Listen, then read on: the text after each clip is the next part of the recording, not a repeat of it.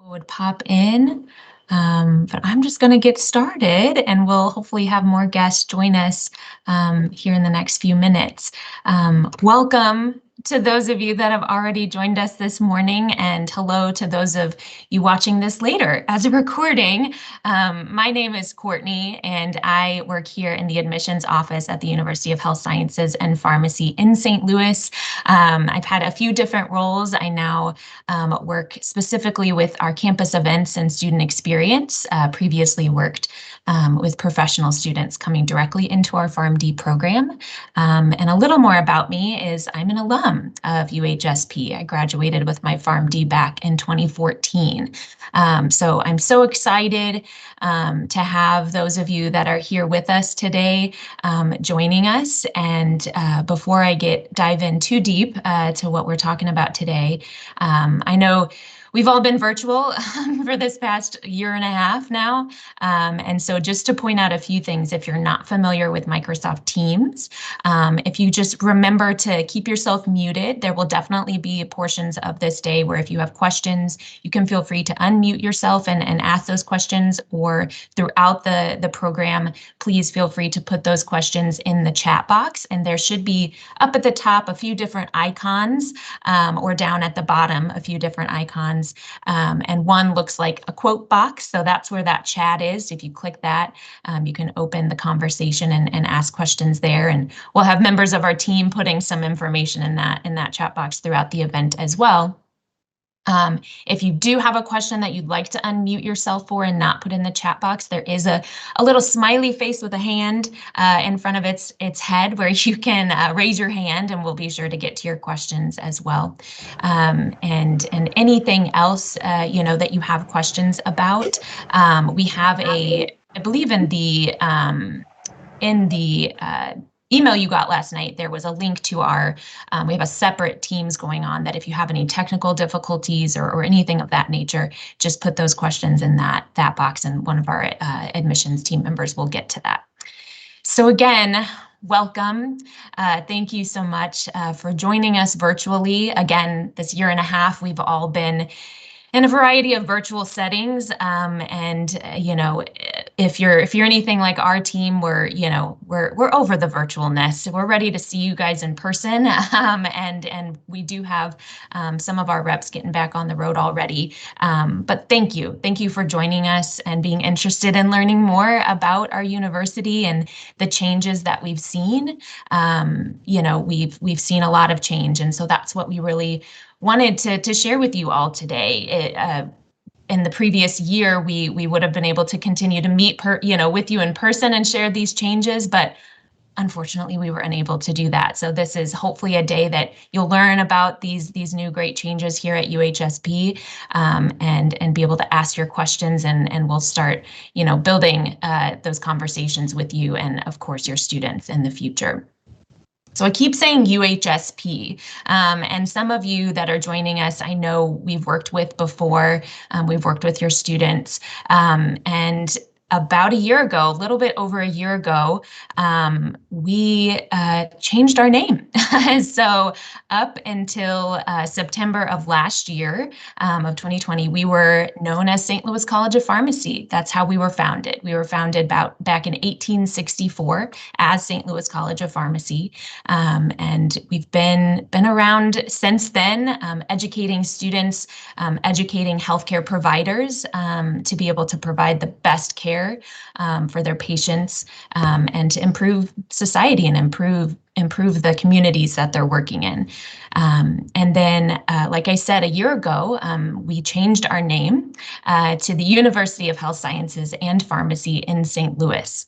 That does not mean that St. Louis College of Pharmacy went away. It is still alive and well. It is under the umbrella of the university, and is still our flagship program. But one of the reasons we decided to move to this name change is we now have a variety of new undergraduate degree opportunities. Still all pretty healthcare focused, and you'll get more information about that to come in our next session this morning. But that's a little bit about this change. And this morning we wanted to share a new change, an additional new change that we've had within the past few months, and that is we have a new president here, Dr. David Allen, and unfortunately he was unable to be with us in person today, but he's so wonderful that he recorded a little something special to say hello to you all, and so here is a message from Dr. David Allen. Good morning. I'm Dr. David Allen. I have the privilege and the honor of serving as president of the University of Health Sciences and Pharmacy in St. Louis. I want to welcome you to today's activities. We're very excited to have you with us. We really love working with community college students and their counselors, as well as high school students and their counselors as well. We hope that you have a great experience today learning a lot about what's going on at our university. And if you've got questions, please don't hesitate to reach out to us, either during the day or after today. Don't hesitate to connect with us as well. There's some exciting things going on at UHSP that I'd like to share with you. We have a program called UTechtics Forward. UTechtics Forward is an opportunity for us to expand our academic programs, expand our athletics teams, and we're also focusing on our student experience.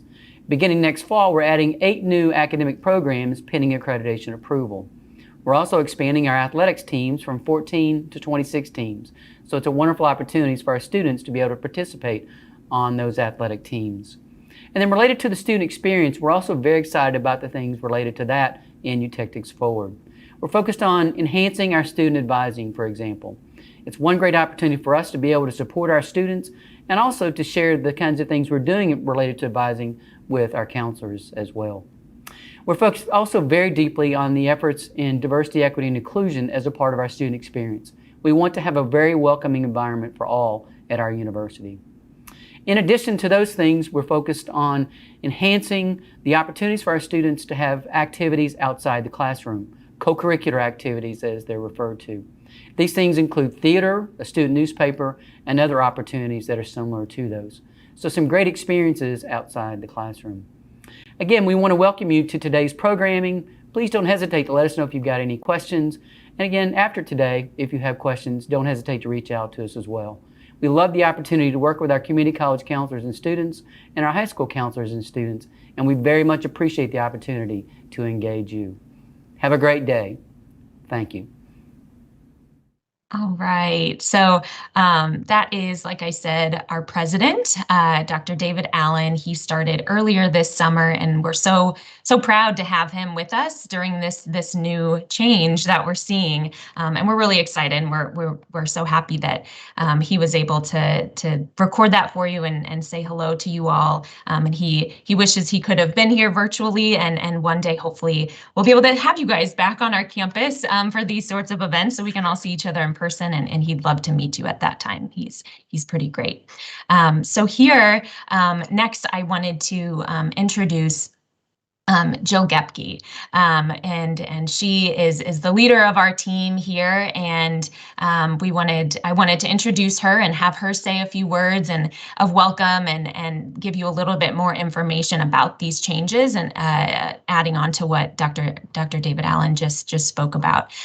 So Jill, how are you this morning? Awesome. Thank you so much, Courtney. That's great. Just want to say thank you to everybody for joining this morning. I love seeing the chat. Janelle, tell Allie we will have some swag for our alum coming to her very soon. So I love seeing alumni. And David, I see you're joining from Jefferson College. That's awesome. Just right down the road from us in Marquette High School. And Jane's from Heath, Texas. So we've got a wide variety of guests today. So that's really awesome to see such great interest in UHSP. So just like Courtney mentioned and David mentioned, we are certainly growing here at UHSP. We are expanding our undergraduate programs, and of course, pharmacy is our hallmark. So whenever we started looking at what our students wanted, you know this probably more than what we do. You see it on a daily basis. Students want variety in their choices of degrees and options and want to be able to explore during their college experience. So we really looked at where our faculty's strength is and looked at what our students need. And so we started expanding our undergraduate and graduate options. And of course, still being focused on healthcare and research and really getting into, honoring the heart of pharmacy, which is, of course, science focused, math focused. So we started looking at our options for incorporating new majors into our offerings. So, we're really happy to announce that, we are having additional majors in applied behavioral sciences, biochemistry, biomed science, which has been pretty popular for us. We've had that for a few years, biopsychology, which is really cool. We've got pharmaceutical chemistry, which has gotten a lot of interest as well too. So there's plenty more as well. Whenever we start talking about students and having that exploration conversation with them about, if you're thinking about healthcare, if you're thinking about research, come check us out at UHSP, because at the heart of who we are and at the heart of who we've been has been a really great college for preparing students to go into a science or research focused field. And our new majors certainly speak to those strengths. And I think this is a really great place if your kids are looking for that healthcare setting, that research setting, and that one-on-one attention to help build their resume while they're an undergraduate. This is a great place to have those opportunities. And so I think that's some of the neat things that we have going on here. And of course, like David said, we're expanding our student experience. So now we're offering a lot more athletics teams and getting students more involved on campus. So I'm excited that our athletic director, Jill Harder, will be speaking about some of those today. But I'm excited to share bowling. I love bowling. So we're having a bowling team, cheer, dance, golf, lacrosse, rugby, wrestling. There's a lot of new opportunities for our students to become involved in our campus. And so that campus is growing, it's changing, and it's a really good time to be here at UHSP. Now, just a couple of updates from the admissions office ourselves. We are trying to get back to normal as much as we possibly can. We have a vaccine mandate on our campus, so I'm happy to share that over 95% of our faculty, staff, and students are vaccinated here on campus. We do provide exemptions for medical or religious reasons, so that is an option. But through that mandate and through our social distancing practices, we have not had major outbreaks of COVID on our campus, so I'm very happy to share that. We are back in person. We are back normal. We are in our labs. Students are in their residence halls. So it's a really good year. And I think with all the protocols and all the safety measures that we've had, we're back to normal to as much as we possibly can. So in saying that, our reps are out traveling, just like Courtney mentioned. So if you are open to having representatives on your campus, we will certainly come visit you. We are open for campus tours, individual group visits. We are back to in-person preview days as well, too. Our October 16th preview day is back to normal. A little bit of social distancing in there, but it'll be from 9 to 2 on our campus. So you'll see more information coming out about that. And if you're not able to travel or your students are not able to travel, or if they're want to stay socially distanced, we have our virtual preview days. Virtual is not going anywhere, obviously.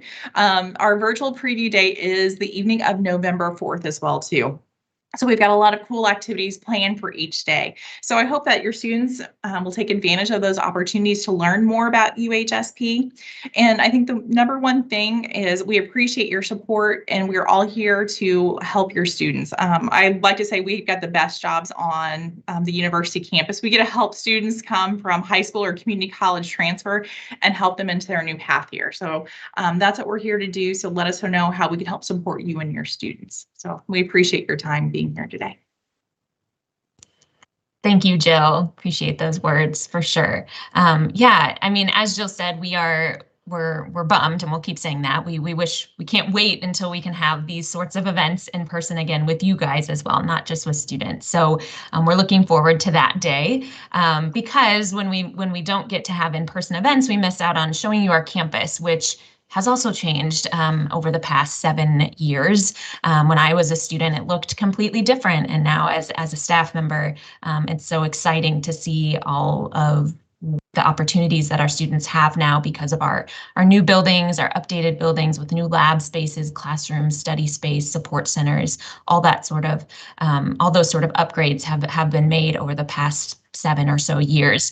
And so since we can't have you in person today, we thought we'd at least show you a virtual tour video, and give you at least a little glimpse This video was recorded during COVID, so that we could share our campus virtually with those. So some of the information shared about specific COVID protocol, temperature checks, those sorts of things is a little outdated, but beyond that is showing off our campus. So give me 1 second, and I'm gonna get this screen shared so we can get this tour showed.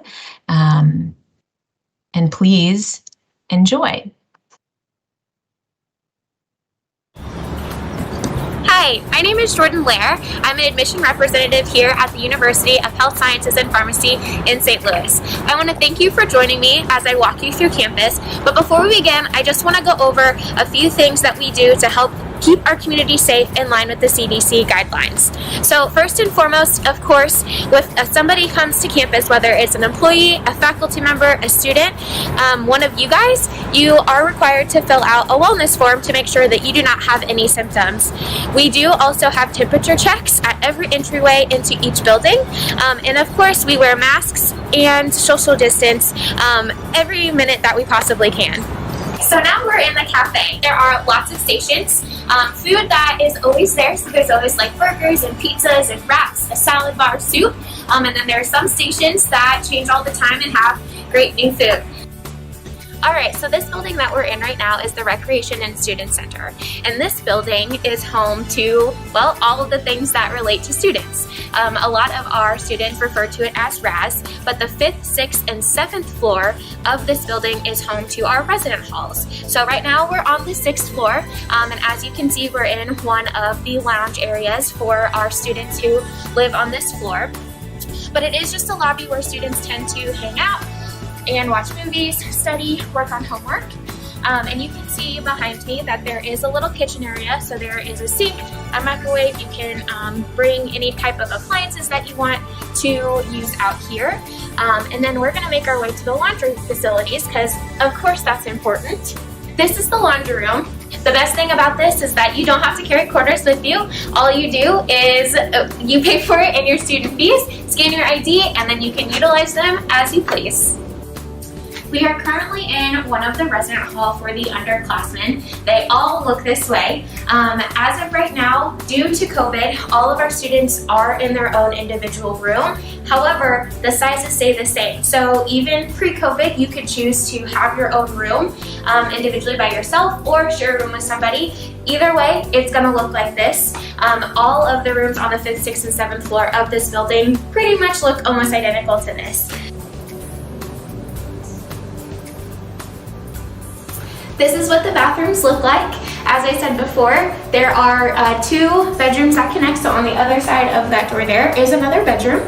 But you can see in here that there are 2 separate stalls, so one for the shower and one for the toilet, and there are 2 sinks as well. This is one of the study areas. There is one on every floor of the resident halls. Of course, best thing about this is that it just gives students a lot of space to study with the whiteboards and the TV. We are currently on the 4th floor of RAS, which is home to a student lounge that is typically for commuters, but home to everybody. So the cool thing about this is obviously just a lot more space for students to study. Down this hallway is pretty much all of our student services. So we do have the Multicultural Center, Student Services, which is home to tutoring and peer mentoring, the Counseling Center, and the Spirituality Center as well. This lounge is dedicated for students to just have a good time. So in the TV behind me, sometimes there will be like a big game on, of course, pool, ping pong, and a lot of students do like to hook up their PlayStations, Nintendo DS's, all of those good things, and just have like a Mario Kart night or whatever it may be. So lots of fun happening in this lounge. This is the quad area, so the middle of campus. Behind me is the small building is home to the Starbucks and Chick-fil-A that you can use your meal plan at. And then the taller building is home to our South Resident Hall, which is where our upperclassmen stay. And we are gonna go over to Jones Hall, which is home to our undergraduate classes and labs. So all of our classes are set up this way. We do have whiteboards on almost every wall because you definitely will be utilizing them. Pre-COVID, we did have the desks in so that you could use like collaborative type work, but you do have to stay 6 feet apart. If you decide to do your lecture in person. We do have an option to do them online, so you can see that there is a video recorder as well as a microphone to access that online if you choose to do so.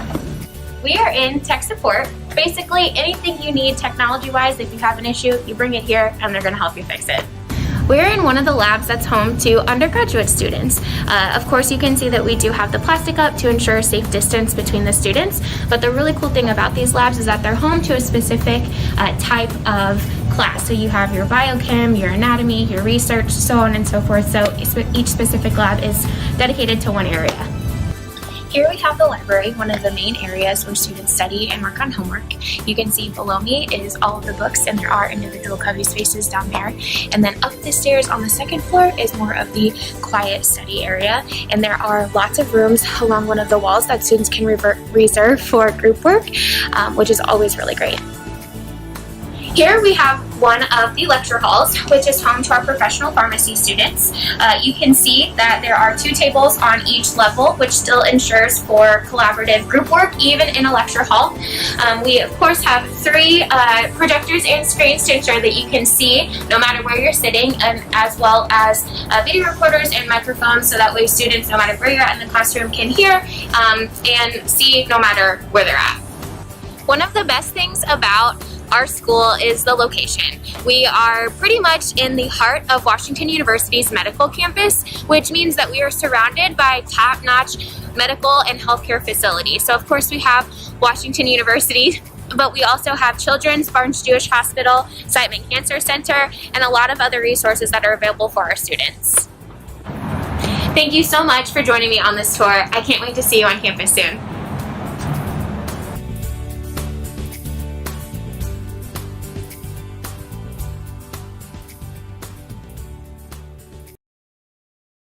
Gives a little glimpse into what our campus looks like, and it definitely, there definitely have even been changes since then. And like I said, that was recorded during COVID, so we could show off our campus when we weren't able to have visitors. So we're as Joe mentioned and I mentioned before, we are still welcoming students onto campus for campus visits. We're loving showing off campus with students back with us. It makes for those more exciting tours. So definitely let your students know, and we're happy to make those happen. If you have interest in coming and seeing our campus, let us know too. We can make that happen as well.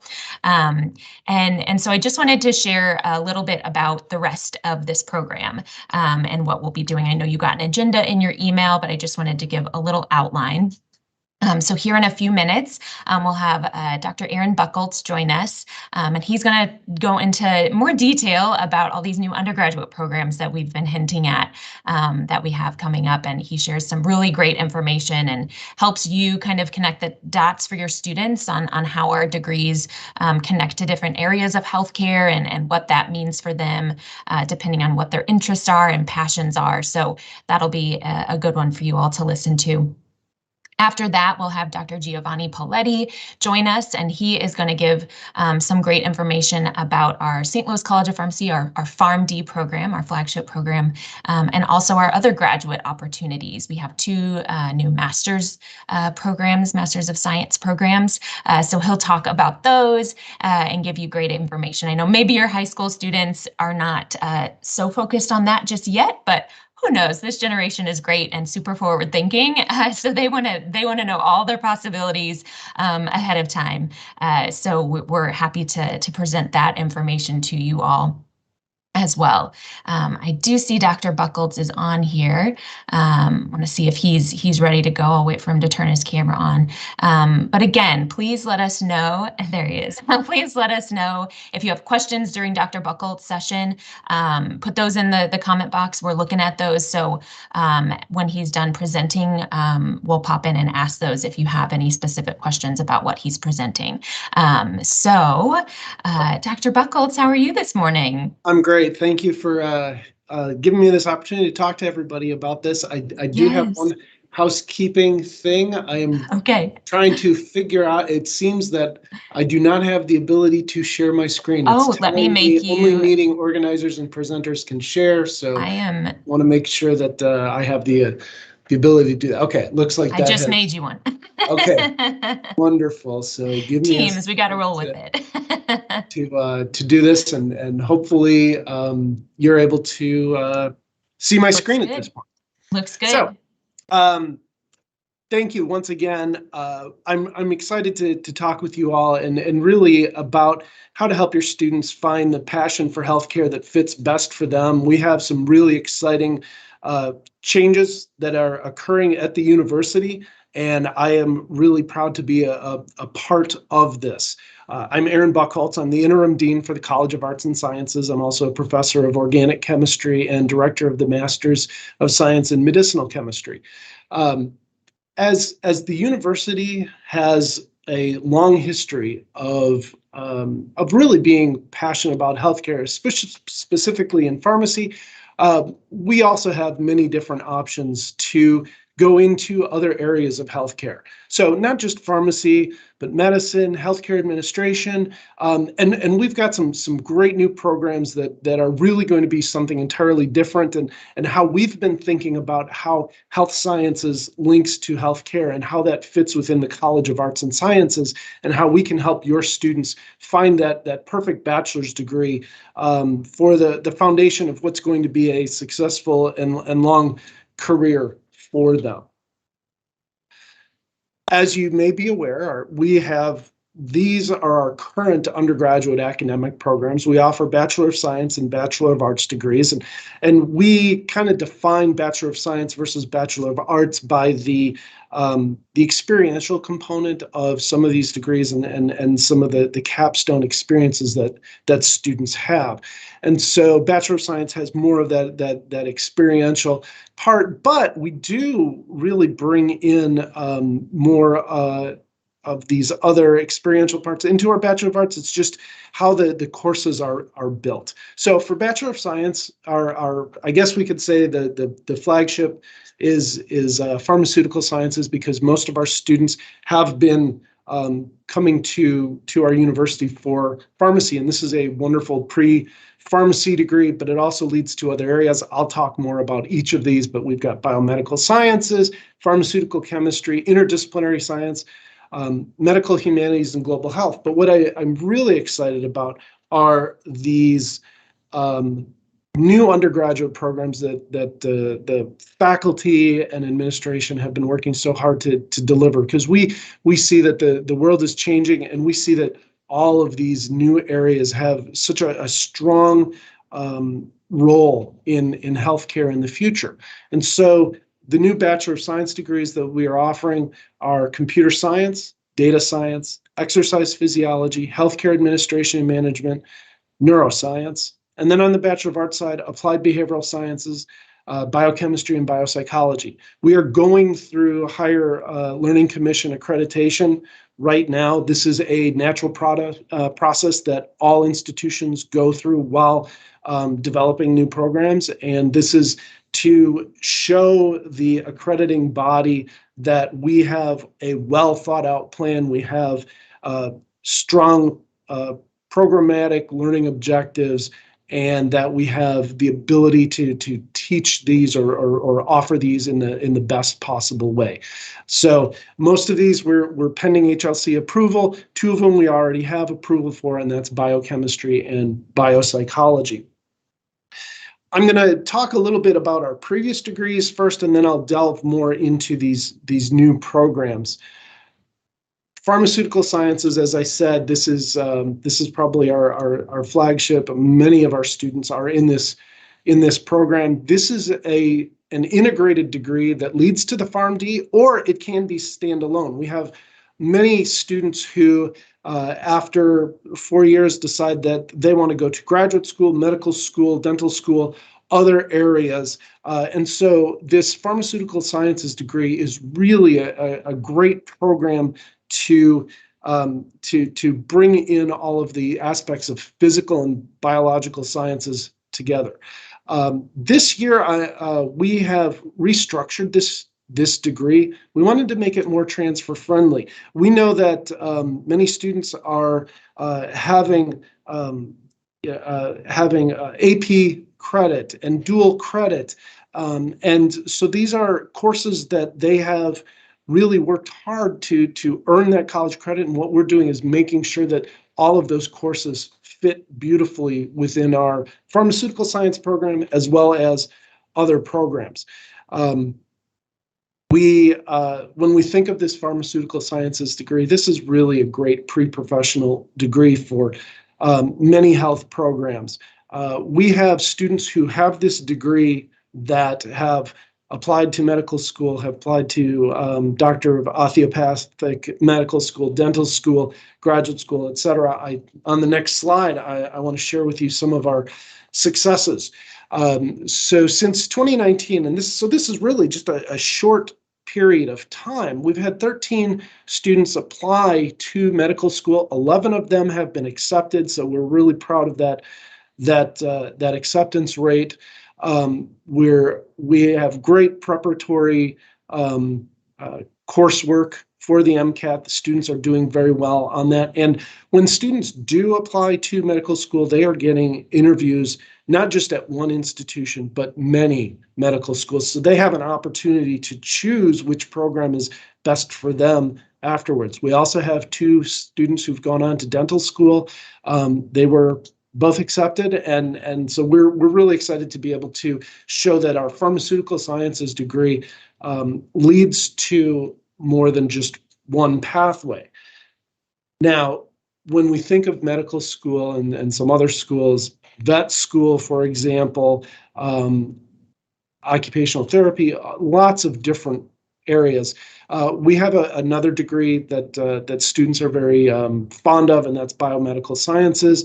This is one where we have a little more focus on the biology, but there's still a great amount of chemistry in it. What I love about this particular degree program is we have in the junior and senior year, there's this ability to take and shape the type of coursework that you're going to do in biological sciences. And so we have some set courses that you must take: genetics, molecular biology, but then we have the ability to take some other specialty courses, and you can kind of shift and take this degree where you'd like to go, whether it's biotechnology, looking more into immunology. There's other coursework in physiology, and this has a lot of flexibility. So you can do some new minors that we have been offering. And so you can minor in chemistry or medical history. We have mental health and some other areas. So this is a great way to kind of expand on that biology coursework.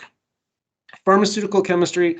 I'm actually a medicinal chemist. I've taught organic chemistry for here. This is one that I'm passionate about, and the reason why is over the years I found that a lot of students were interested in pharmacy, but it wasn't necessarily for the clinical aspects. What they were really telling us is, I want to be involved in drug discovery. I want to be involved in the drug design, the synthesis of these molecules, and that's where this degree comes into play. So students get that strong background in chemistry, but then we have some very specific courses on medicinal chemistry, pharmaceutical chemistry in that senior year that really separates our program from other programs. We have a great senior capstone project-based chemistry lab where students design a molecule, build that molecule, test it in a biological setting. And we also have advanced electives that are quite different from others. Cheminformatics is a new and growing area. I'm going to talk about data science a little bit later, but the idea of how do we access information as it relates to chemistry, biology, et cetera, is something that is really important to us. Once again, this allows for lots of elective coursework, and we also have a Master of Science in Medicinal Chemistry that we are starting next year, and we have the ability for students to do a 4+1 Bachelor of Science, Master of Science program, so that in that senior year, you're taking master's level coursework, and we can take 12 credit hours of the master's coursework, apply it to both of the programs, and so students can have a accelerated pathway to a Master of Science in Medicinal Chemistry. Medical Humanities, one of our Bachelor of Arts degrees. This is really an interesting degree because it's about interdisciplinary thinking, and really understanding that human side of medicine. And you can go multiple ways with this. So it's, as I have here on the screen, very broad-based and individualized.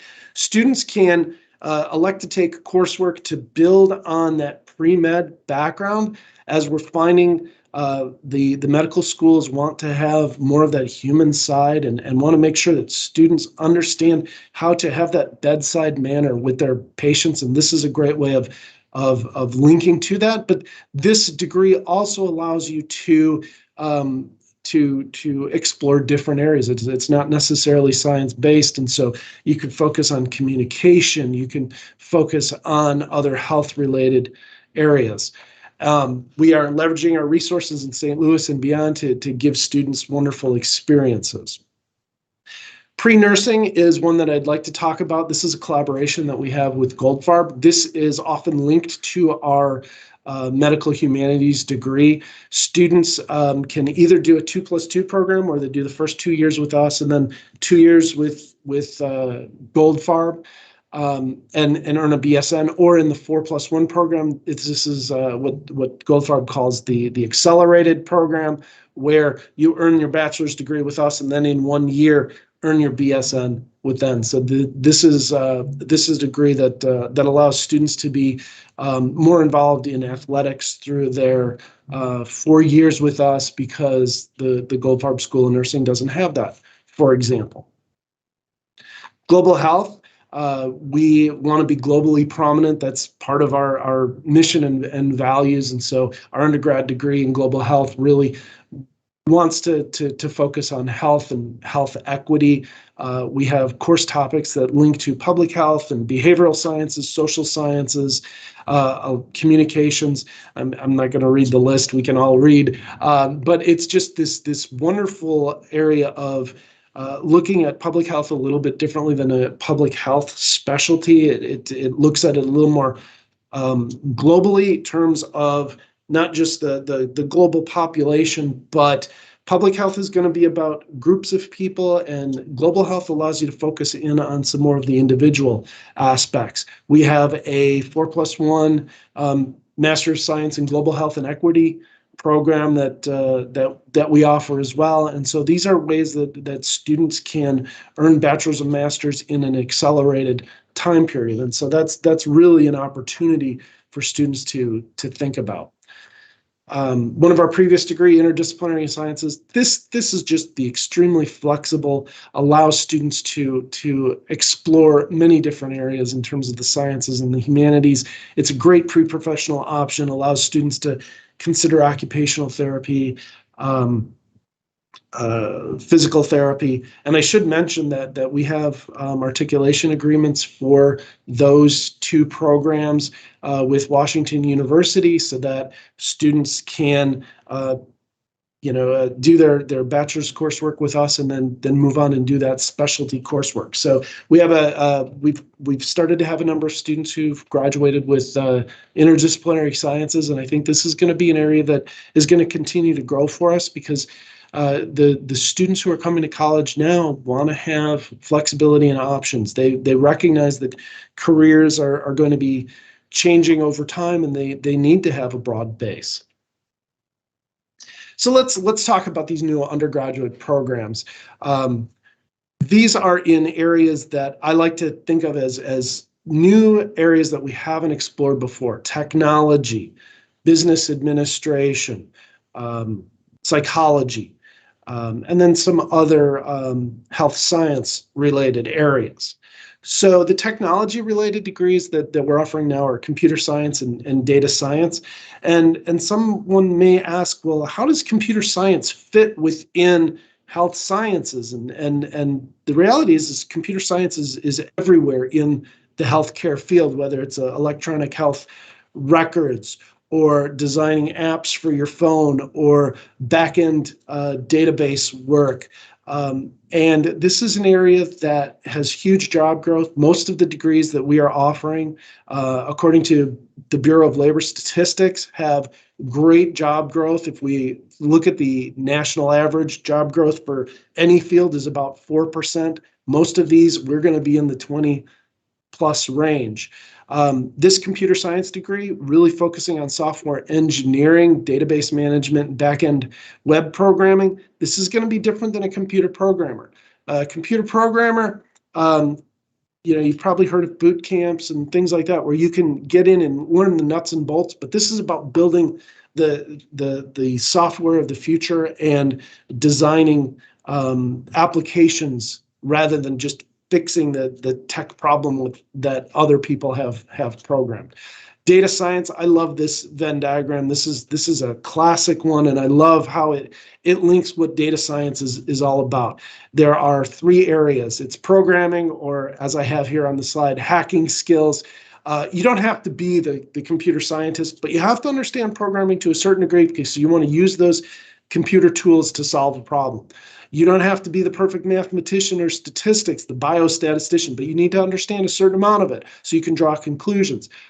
What I love about our program is that we allow for this expansion of the substantive expertise within data science, and it allows students to pick certain areas to say, I'm going to focus on maybe chemistry and be a chem-informatician, biochemistry and bioinformatics, behavioral sciences, global health. All of these are our substantive content areas, so then you can pull in your hacking skills and your math and statistics knowledge and solve a problem. So data science, huge area for job growth. I have been doing a bunch of work in the chem informatics field. It's just such an exciting area to be involved in. We are moving into business-related degrees. We know that students are very much interested in this. Healthcare administration and management is a huge job growth field. Bureau of Labor Statistics is predicting 30% job growth.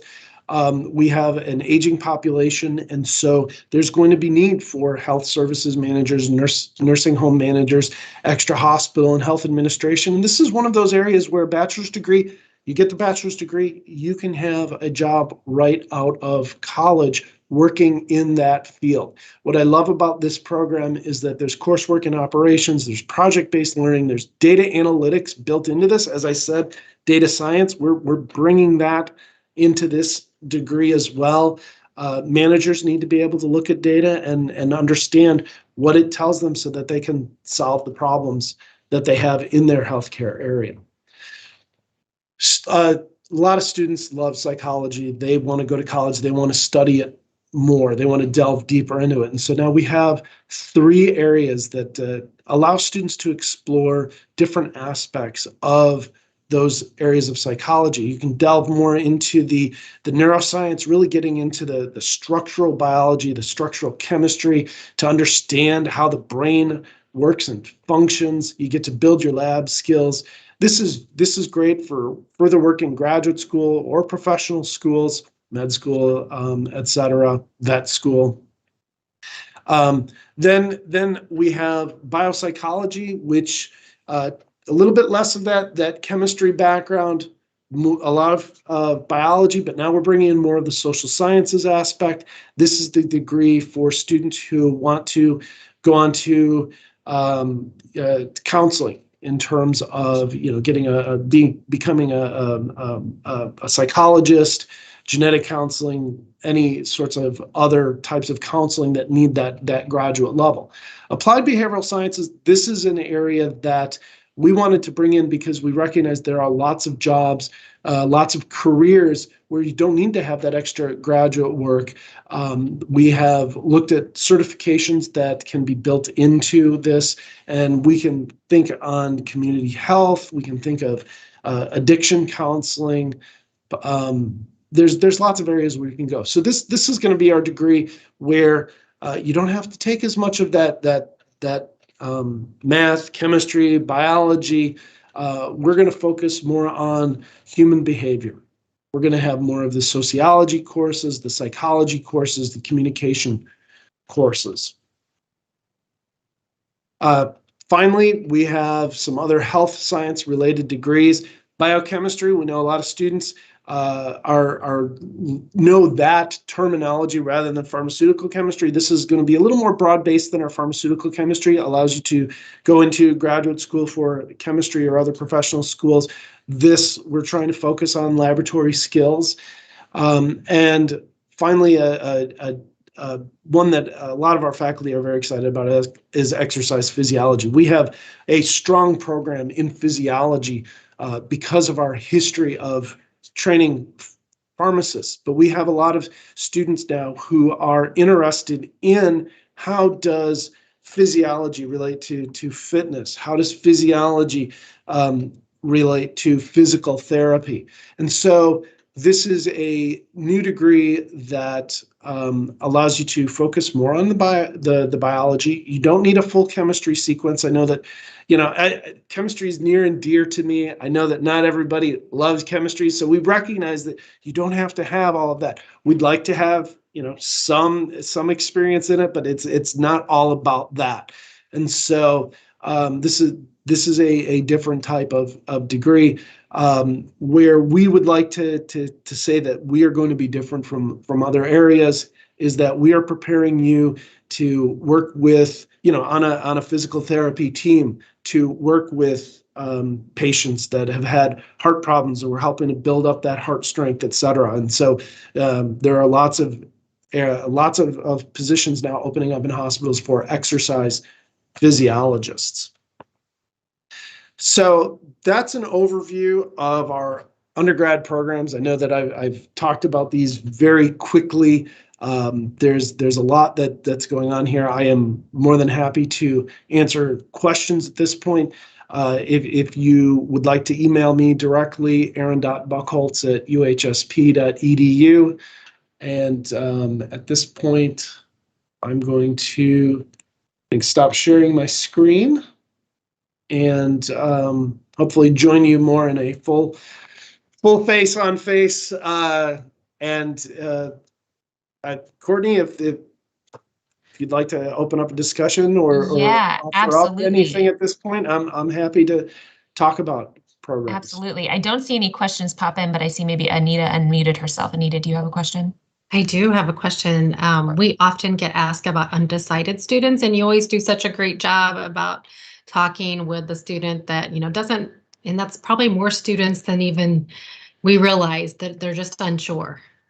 Yeah, let's talk about undecided. I think we are going to have more students coming to college these days who see they have so many options. It's like walking down the cereal aisle at the grocery store, and it's like, which cereal do I want to pick? I want to try them all, and I don't know, and I don't want to pick the wrong one. And so it's so great to be undecided. And in our curriculum, we allow you to have a broad-based first year so that you can try some chemistry, try some biology, try communications, try some social sciences, which allows you to say, wait a minute, what are the areas that I'm passionate about? What are the areas that I have strengths? And you don't have to necessarily pick that major right away, and you can explore who you are. And to bring this to kind of a personal level with me, I was the kind of student that picked one major, and then I switched majors, and then I finally settled in on my major when I finally graduated. And it's okay. We want students to find out who they are, and that's what I love about this institution in general, is that we, our new. One of our new taglines is discovery begins here, and that discovery is one of our strongest values here. And discovery means so many different things. And one of those things that resonates with me as interim dean of College of Arts and Sciences is let's discover who you are. Let's find out who you are, what your passions are. So undecided, great way to go. We can work with you to help you find those passions. As a side note to this, and I don't know if you'll have an opportunity to talk more about this, we are expanding our career center this year. We have a wonderful new director who is not only a career counselor, but she also has credentials for counseling in general. And this, we want students to come in and talk with Jordan. Jordan Watson is her name. We want her to talk with the student to find out, well, if you are passionate about this, what data do we have in terms of, career testing that we can do to say, oh, you're interested in these areas. Let's find courses that allow you to probe that some more. So a little bit long answer for that, but undecided is a wonderful way to go. There's a wonderful opportunity to be able to do that. Thank you so much. Dr. Buchholz, can you expand on that a little bit? I know we sometimes get questions, and when Dr. Pauletti does his presentation here in a little bit, he'll kind of talk about research opportunities in the professional and graduate programs, but can you talk a little bit about research opportunities for our undergraduate programs and how in my conversations with you, that seems to be kind of something unique that we have at UHSP, that our undergrads are able to do that research and how that helps them, those especially that want to pursue a higher advanced degree. If you can talk a little bit about Sure. those. So a number of years ago, I helped develop the Research Scholars Program, which was a way of allowing students to get into research labs in their first year. Students come to college and university and they're saying, I want to be the next scientist who discovers the panacea for whatever it is. And they want to get their hands dirty. They want to get in there right away. And so we recognize that. And so we have a program where students early on can get in the labs working with not just faculty in the College of Arts and Sciences, but faculty in our Center for Clinical Pharmacology, and Dr. Pauletti can talk a little bit more about that. I have an advisee who came in and is working on a medicinal chemistry project with the Center for Clinical Pharmacology.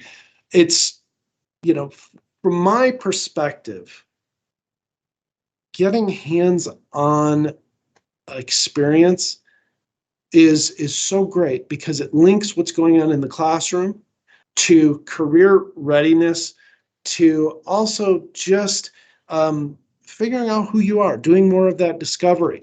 Some people find that when they get into the lab, they absolutely love being in the lab and wanting to explore what that means. We have a student who is going to be graduating this year with a biomedical sciences degree, and we got her involved in the lab early on, and now she wants to go to graduate school in microbiology and wants to explore more there. And it was really her time in the lab that allowed her to find that passion and knows that that's exactly what she wants to do. So being in the lab early, that's unique to us.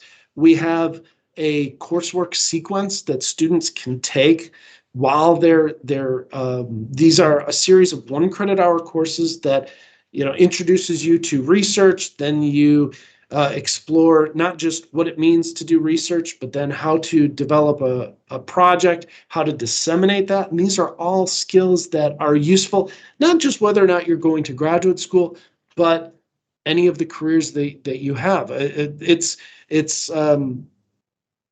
about communication, sharing what you know, how to take what might be jargon and esoteric information and making it accessible to everyone. And so research opportunities, we have many opportunities, whether it's in biology, chemistry, psychology, sociology, communications, lots of different areas. And so, we want students to explore that. And sometimes it's really wonderful to be able to link up with a faculty member outside of the classroom. You really get to know that faculty member. That faculty member knows you, and you create this relationship early on that helps students become more successful because they have not just an advisor to talk to or their professors to talk to, but they've got this research advisor that also knows them in a different way. And when you sit down with a student in the lab, that's a different conversation, and it's a wonderful conversation.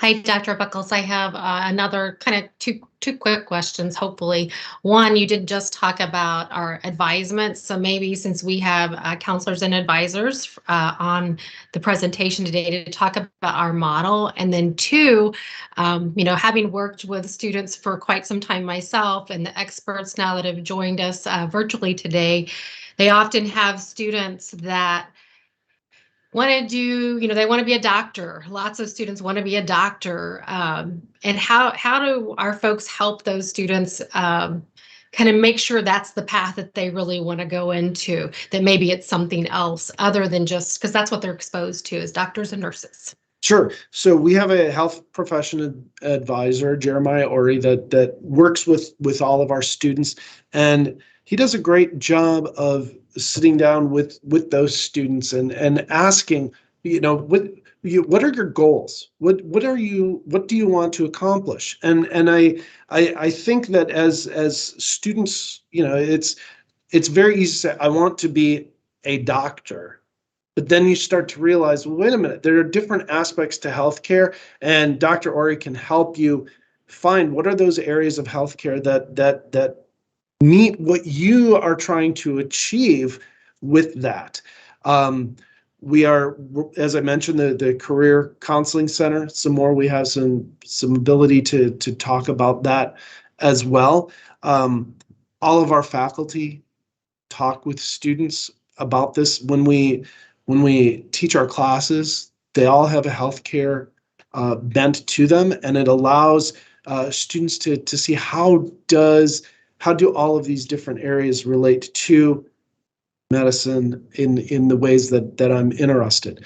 But I think that what I would like to advise students to do is early on talk with Dr. Ori, talk with our health professions advisor, because as I said early on with the idea of pharmaceutical chemistry and that degree, students were interested in pharmacy because, well, they wanted to make the drug molecules. And maybe that's not exactly what pharmacy is, because that's a little more clinical based. So having these early conversations, if a student says, I want to be a medical doctor, what are the things what do they want to do with that? And it may be that there's other pathways that fit. So whether you're talking to our health professions advisor one-on-one with you, we have an advisor, an academic advisor that students are linked to, or our career services. We have all these different areas where we want students talking with as many people on campus as possible to find out what it is that they are defining as their goal and their pathway, and we can help them achieve that. Awesome. Thank you so much. I don't see any other questions coming in right now to our conversation box, but we'll be sure if we get any the rest of the day, or the rest of the morning, or any to us after the presentations. We'll be sure to either connect them with you or get those answers to them. Thank you so much, Dr. Buckles. I've seen that presentation before, and every time I learn something new and different. So I appreciate that so much. Well, thank you to everybody who's been here on this call. You have the ability to email me. I work very closely with all of the admissions team. When students come in, I am more than willing to sit down and talk with the students, and this group can attest to that. And it's really it's a wonderful experience for me, because I understand where students are coming from, and I can delve a little more deeply into some of the nuts and bolts of curriculum that sometimes students have some really good, tough questions that even I have to start thinking about. And so that's a great thing. So thank you all for your time today. And email or talk with the admissions team. They know how to get in contact with me. So thank you all, and have a great rest of your day. Thank you, Dr. Buckles. Appreciate it. All righty. So again, please keep putting your questions in the chat box if you have those, and we can get to those either today or at a later time. And I see Anita shared, so we do have individual information sheets for each of those degrees that Dr. Buchholz spoke about. So let us know if you can't see those or you need more specific information, and those are things that we can drop off physically to you as well. So just let us know and we can make that happen. So we're gonna ease on into our next presentation here. It's a 2-hour morning, so we don't necessarily have any breaks, but please feel free to go and take a break if you need to. They thought I said this earlier, but if I didn't, I apologize. We are recording this, so we will send this out to you all after this, so you guys can go and skip through to a part that you wanted to hear more about at a later time. So again, if you do need to go take a break real quick and do whatever you need to do, you can come right back and we'll keep going. So next on the agenda is Dr. Giovanni Pauletti. And I do see he's in here, and I did give him presenter status as well, so we should be good there. Hey, Dr. Pauletti, how are you this morning? Good morning. How are you? I'm good. I'm so good. So Dr. Pauletti is going to share, like I said earlier, some information about our advanced degree options. So both in our professional program with our PharmD, our master's degree programs, and then other opportunities kind of within that realm of graduate and professional level opportunities. So take it away. Thanks so much. And it's a great pleasure for me to be here and share some of the current graduate education opportunities that we offer here at UHSP. And let me share my screen here.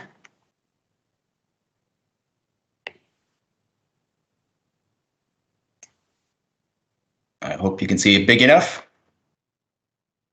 All right. Okay, so as Courtney said in the introduction, the St. Louis College of Pharmacy has not gone away. It's still part of our institution, and we certainly are very proud of our legacy of 156 years of training pharmacists. Now, the profession of pharmacy has certainly changed over that time, and we have consistently made some updates to our curriculum. It's an advanced degree, and it's a 4-year degree that is approved and accredited by the Accreditation Council of Pharmacy Education. And in general, we require 67 semester hours of pre-pharmacy in order to enter the program. Most likely that ends up about a 3-year preparation time for the undergraduate students to get all the requirements completed. Some of the students with a little larger fraction of AP courses they might go through in 2 years. But based on our experience, these semester hours for preparation are required in order to successfully move through the program. As you can see, the program is heavily science-based, so 43 out of these 64 semester hours relate to science topics. And that's one of the reasons why pharmacy is really considered one of the only healthcare professions that is requiring a scientific foundation in order to be helping patients at the top of their license. And so we're very proud of that. And I know we talk about advanced degree, and we have some members from high schools on our call today. So I just want to mention that we also love to facilitate science project for science fairs of high school students. So there's a lot of science applications in medicine that falls under the purview of pharmacy. So we're happy to facilitate that. And I myself, I have been involved in science fair projects from high school students for many, many years. Some of those students have advanced to the regional, one even to the national, and also some Broadcom Masters participants. So there's certainly great opportunities for interested high school students to work with us on very specific and tailored science fair projects. So the 4-year PharmD degree builds on the scientific foundation, and those students that enter at UHSP as an undergraduate students, we usually facilitate then a smooth transition into the professional programs for those who choose to go that path.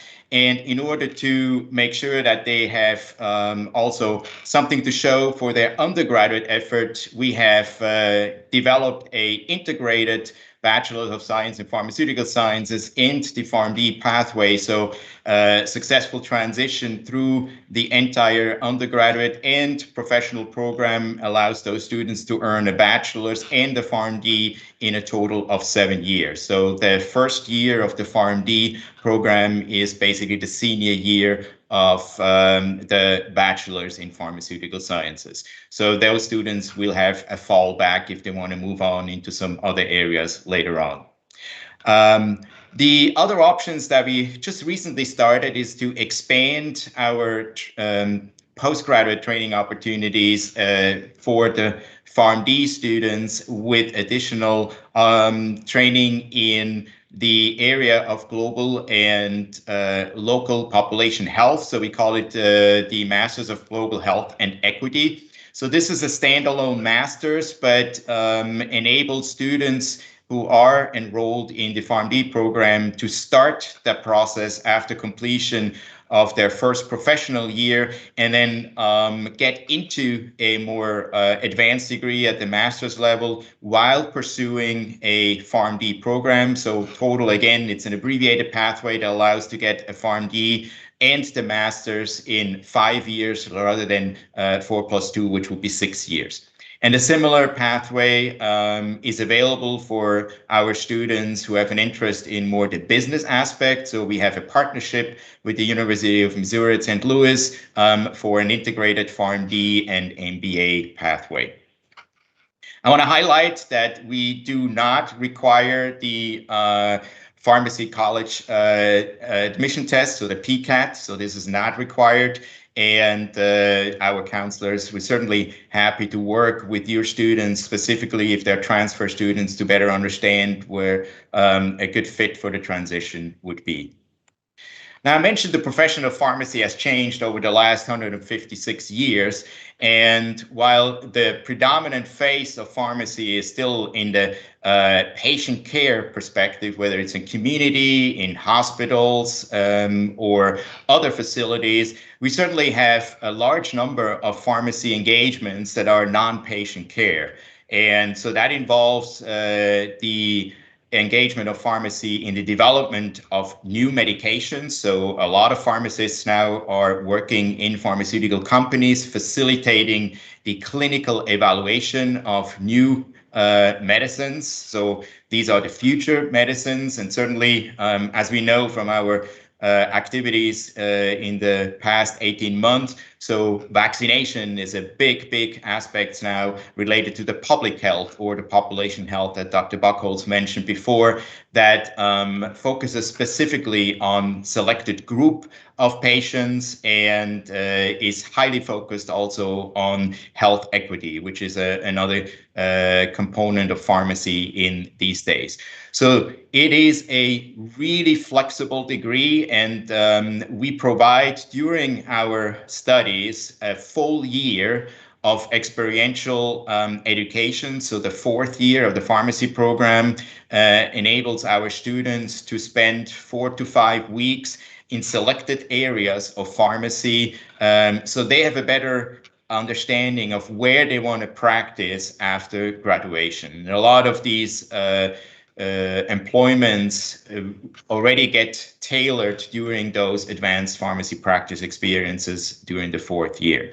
So we have a lot of different sites all over the country. So it's not only limited to the region here. We can facilitate pretty much in any corner of this country, and in fact also overseas, some advanced pharmacy practice experience for our students who have an interest. And this is a unique aspect of our program. So I want to mention a few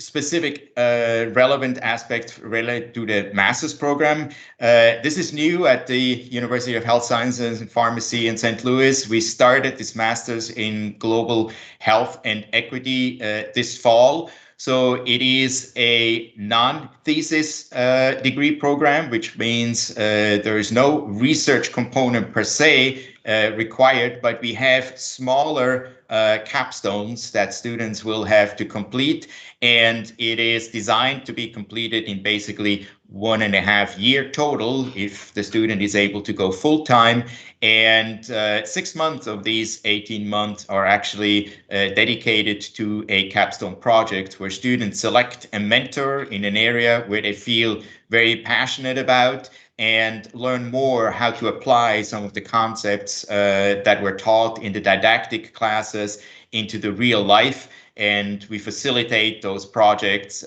locally, regionally, nationally, as well as internationally. And here we have a couple of the main features of our program with regards to the focus areas. So certainly determinants of health and inequity. What are the factors? How can we make changes in order to provide more equitable healthcare across the spectrum? A lot of community and civic engagement.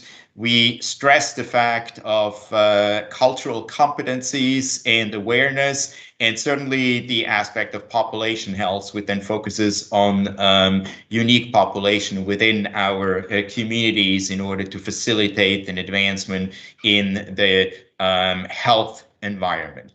So currently also we do not require the graduate record examination. So the GRE is not required to enter the program, and I'll be happy to provide interested counselor more details if they wish. Where do these people go and work? Again, it all depends of what their passion is, what their interests are. And so here are a couple of the career options that we have.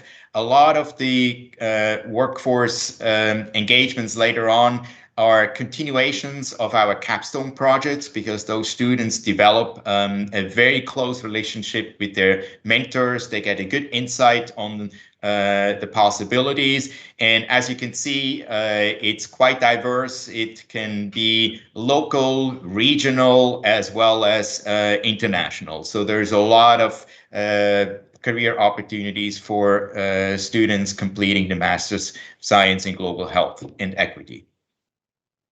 And last but not least, I want to mention our newest focus at the master level, which is the Master of Science in Medicinal Chemistry. So that's a research-based graduate degree focusing on the application of chemistry in the design of novel molecules that are intended for medical applications. So this can be certainly therapeutic applications, but also diagnostic applications, thinking about new molecules that are used in order to diagnose some very rare diseases in an efficient way, non-radioactive materials, using the modalities of diagnosis that engineers develop in recent days. So this is a very chemistry-based degree that requires students to work in research labs that are guided by highly qualified mentors that provide one-on-one training of these students. So again, this is not associated with a GRE requirement, and we will develop a lot more marketing activities around this master over the next month. So please reach out to our counselors if you have an interest in learning more about it. So this is all I had at the moment. So let me see where I get back here, so you can see me again. All right. I'll be happy to answer any questions. All right. I don't see any coming in, so I think we'll kind of ask similar questions that we asked Dr. Buchholz. Can you talk a little bit more about our research opportunities. We're pretty proud of the centers that we have for sure, and the opportunities that provides for our students. So can you talk a little bit more about what those research opportunities are and the partnerships that we have as far as research goes? Absolutely, happy to do that.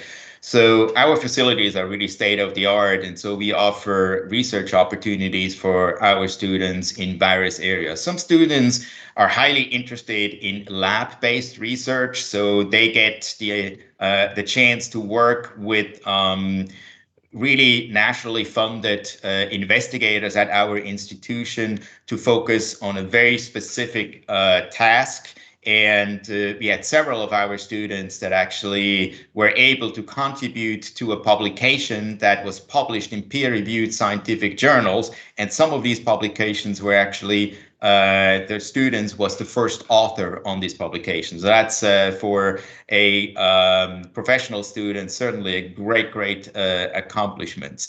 And other students, they don't like the lab environment so far, but they're certainly interested in aspects of research around pharmacy. And we offer a broad-based array of non-lab-based research opportunities, starting from financial aspects related to pharmaceutical care to the outcome of pharmaceutical care in hospital, in community setting, the benefits of pharmacy services at the transition of care. So patients that come out of hospitals and get transitioned into the community, what are the benefits for the patients with regards to outcomes? What are the benefits from a financial aspect?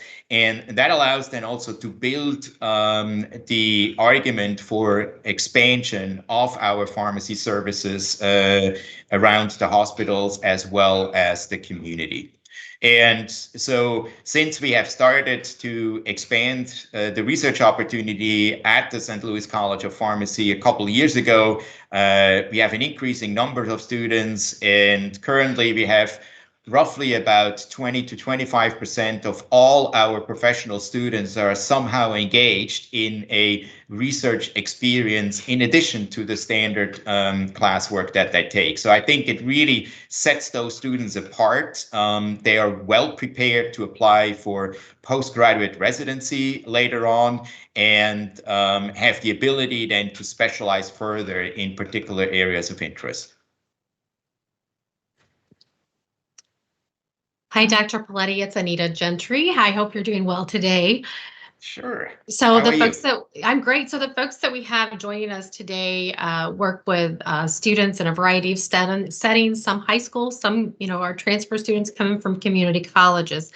So if you could kind of talk a little bit about the types of courses that high school students probably need to take to prepare them for something such as pharmacy, and then kind of elaborate a little bit on the community college side as well. Sure. So as I shared previously, the pre-pharmacy requirements focus heavily on the science courses. So these are the traditional chemistry, biochemistry, and math courses, because those are the fundamentals that help us later on to build on the therapeutic understanding of the chemical entities or the molecules that we use in our management of the various disease states. So having a good foundation in those fields will help our students to quickly pick up the therapeutic components. And I have to say, a good scientific foundation is the best preparation for practice in the long term, because our drug molecules, they change all the time, and a pharmacist will be required to adapt to some of these changes, and having a good scientific foundation makes it much easier for those pharmacists to understand how this new molecule works, what are the benefits of these new molecules for a specific patient population. In these days, we work a lot with smaller group of patients that have gone through an extensive diagnosis series, and we now those patients based on genetic makeup, for example. So understanding molecular biology is another area that is highly important, not only from a disease mechanism perspective, but also from a therapeutic intervention perspective. And I know that community colleges, they provide a large array of different training opportunities in these areas. So I think having a fundamental and good, solid understanding of the concepts of those, maybe not so much of the laboratory components to it, but the theoretical concept of these science-based courses is really good. And while not many people feel math is the essential component for pharmacy, but we are responsible to do a lot of dose adjustments for our patients. And having accurate math skills is critical to make sure that our patients are safely managed with their diseases. So we stress the fact of accurate math in various of our courses. So having a good solid foundation in the mathematics area, pre-algebra, as well as college-based algebra is really important. Thank you so much. I have one question, and Dr. Paletti, I know you and I have talked about this together, and you know, a lot of our high school students, and I can think back to my time at the university, and a lot of my peers, you know, came from smaller towns. So a lot of students are coming from a lot of different backgrounds, and you know, have it kind of going with what Dr. Buchholz talked about, and just having a lot of choices and you know, what direction to go. And again, you and I have talked about this, and I loved how you explained it from your perspective of, you know, what makes UHSP such a special place to, you know, specifically for this question, of course, healthcare in general, but a special place to be for our students to become pharmacists. Again, we kind of talked about just the unique features of our program, both undergrad and then our professional. But if you can kind of talk about that a little bit, of course, we have our interprofessional program and our PharmD program that allows for students to work with others in other healthcare professions. But if you can expand on that a little bit. Yeah, certainly. I mean, I want to start with making a pitch for pharmacy in general, because when you look at the shortage of healthcare provider that is expected on the physician side, on the nurses side, so pharmacists are appropriately trained to expand their scope of practice and take over some of these responsibilities. There's a lot of movement in the pharmacy world nationally to change legislation to have prescriber status. We've already seen the big contribution pharmacy make with vaccination. So I think there's really a great opportunity for pharmacists to step in and support our allied health professions in the health of our communities. But what's unique for UHSP is certainly the integration of our college within a high-class medical center that allows us to train our students in parallel with nurses, students, as well as students in medicine. And you mentioned interprofessional education. So it is a requirement for our accreditation that pharmacy students have an opportunity to actually get trained with nurses and medical students. What we have managed over the last couple of years is we have advanced this interprofessional education into a center of interprofessional education that is a collaborative center with the WashU School of Medicine and the Goldfarb School of Nurses. And our students are spending tremendous valuable time together with nurses students as well as medical students to train on cases, to get exposed, to make joint decisions. So it becomes a natural fit for those students who graduate to then continue on in healthcare teams. Right now, this is pretty much the model that's practiced in bigger hospital or health system, but we have seen tremendous growth of the healthcare team approach in the community as well, where private practitioners work together with nurses and pharmacists to actually provide the most efficient care for the patients. And so working together is something that requires time, and our students really have this opportunity in this outstanding Center for Interprofessional Education.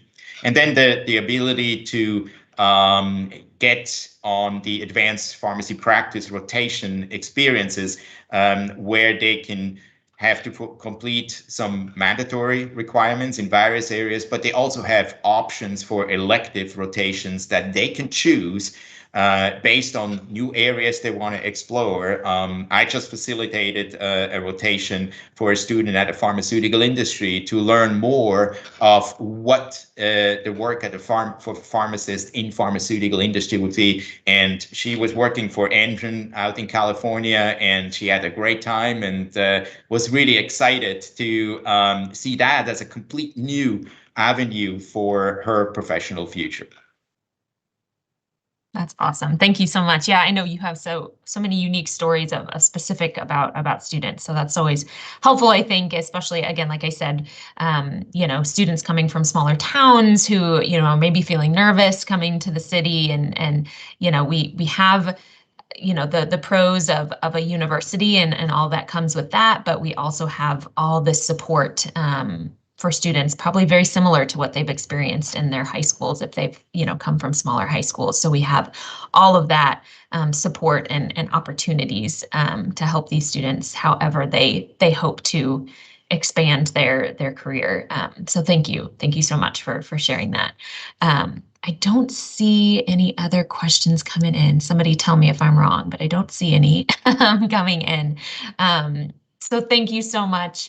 If we have any questions, again, for you, Dr. Pauletti, that come in afterwards, we'll definitely let you know and get those to you if there's something we can't answer ourselves. So thank you so much for all that information. Absolutely, my pleasure. And as I said, pharmacy is a great opportunity, but there are so many other areas where our students can go, and really the combination of having a health focus at our institutions and the synergistic collaboration between our College of Arts and Sciences and the St. Louis College of Pharmacy gives every student an opportunity to find the right place. And if it's not pharmacy, as you heard from Dr. Buckles, there's so many other opportunities, and we are happy to facilitate that jointly.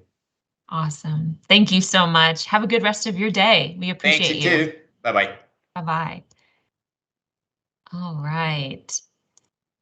And so that answer, that conversation kind of helps to segue us into this last part of the day. Thank you for sticking around with us. We think this part of the day will be just as helpful as those two presentations. But this next section of our morning, again, kind of expands on that question we were just saying, or I was just talking about how, now we have the university name, so that comes with a lot of advantages for students, but that doesn't take away from, the close-knit nature of our faculty and staff and students, and how much support our students have, how much opportunity they have to get involved outside of the classroom. And we have some pretty special, today it just happens to be a group of wonderful women, but we have great men here as well. But today it's some of my favorite women on campus, which is awesome. And I'm going to start to spotlight them, and I'll kind of hand it over to my friend Anita, who is our undergraduate transfer representative, and she'll kind of facilitate this conversation. And then again, please, if you have questions as we get talking here, please put those in the chat box and we will get to those. But I think you'll learn a lot of great information about the support and opportunities that our students have here. So putting the spotlight out on these ladies. Give me 1 second. They deserve the spotlight. No. All right, almost done. And then I'm going to stop spotlighting me. All right. Little slow to go here. Okay, I think I have them all. Nope, Rebecca. Oh my gosh, my favorite Rebecca. What am I doing? That seems unfair to say I'm your favorite in front of everybody, Courtney. We just go back, Rebecca. So I'm sorry. Very We go back. for you to say, Courtney. We go back. All right, take it away, ladies. Hi, everyone. My name is Anita Gentry, and just like Courtney said, we are excited that you've stuck with us today. We know that these virtual kind of conversations, we kind of get tired of them. We've been doing this for a while now, so we do appreciate you joining in. So I want to say welcome to all of my favorite people that have joined us. So I think the best way to start this, and then I'll kind of follow up with what I do here with transfer students at the end, but let's let our audience get to know, these are friends of admissions. These are the folks that really do help our students be successful. So if each of you, and we'll start with Jill, would like to introduce yourself and then tell a little bit about kind of what you do here at the university, and maybe even give a little fun fact of something maybe that's, because we have so many new things going on, something new that's happening within maybe your department or setting. Wow. Yeah. Thanks, Anita. Wow, if you want to talk about new things, we could talk all day about that in my department. But good morning, everyone. I'm Jill Harder. I'm the Director of Athletics, Fitness, and Recreation here at UHSP. Kind of the proud, not necessarily owner, but home of the Eutectic. So that's a really exciting thing too. I have been here for 18 years, so have a wealth of experience. The new things that we are doing right now on campus are part of that Eutectics Forward initiative that our president talked about earlier. We're expanding our athletics programs, almost doubling what we are currently offer on campus right now. So there's a ton of opportunities for students that are interested in continuing to compete at the collegiate level. And, if there's one thing about students who are athletes, a lot of them know that they want to continue to compete. They may not know exactly what they want to do with their lives afterwards, be a healthcare professional, but exactly what area are they going into. This gives them the opportunity to come compete at a school, but also pursue a variety of healthcare professions. So that I'll just leave it at that and move it on to the next lady in line. Do you want us to popcorn, Anita? Or are you going to let's go ahead. Let's bring in, I don't know how you're all displayed on everybody's screen. So let's go, Kim. Okay. Hey, Anita. Hi, everyone. Hey. My name is Kim Hill. I am our Director of Academic Enrichment. And part of my my responsibility, but I won't even really say that. I'll say part of my passion for service here at UHSP is coordinating the transfer orientation as well as the peer transfer program. So I will work with your students very closely during their time here at our university, and I look forward to talking with you all. Yeah. Okay, and next up, how about Rebecca? That makes sense because Kim and I work together on a team. Mm-hmm. I'm Rebecca Jones, and I'm the Assistant Vice President for Student Affairs. And I think that means that I oversee taking care of the whole student. And I think that you guys probably love your students as much as we do. Mm-hmm. And you want to make sure that you're sending them someplace where they will learn a lot, but also be taken care of. And there's nothing more important to me than that. And I help oversee things like students of concern. If there's someone who's having some personal stuff going on, we check into that. work with Kim with tutoring, supporting her, and the writing center, students with disabilities. We get all kinds of students with all kinds of gifts and challenges, and we're here to do that. And if I were you, I'd want to know why you'd send a student. I think it's a great place because it is small, and you have people like me and Kim who will hunt your student down, and people will pass people on to us, and we'll take care of them to the best of our ability. So that's the message I want to send. And something that's exciting is that we're looking at our advising system. And right now we have faculty advisors, but we're hoping to hire some professional staff, at least one person, to start looking at advising in a more holistic way, to do just what I just talked about, which is helping them get to know themselves better. And we learn a lot about strengths on our campus, and just grow as human beings while they're taking their classes. And so I'm really excited about that, and that should be happening in the next year because of all the stuff you just heard from Dr. Buchholz. We're running alongside that and making some changes. Thank you. That's great information. So our next person, Molly, we'll just call you the money lady today. Hey, I'll be the money lady anytime. Hello, everyone. My name is Molly Hurley. I work in financial aid here at UHSP. So something we pride ourselves on at UHSP in financial aid is we do, like everyone has said, have a small, we're not like some big, huge university. So that works out for us in financial aid. It's great because we typically meet with all students, transfer students, incoming, prospective first-year students and their families.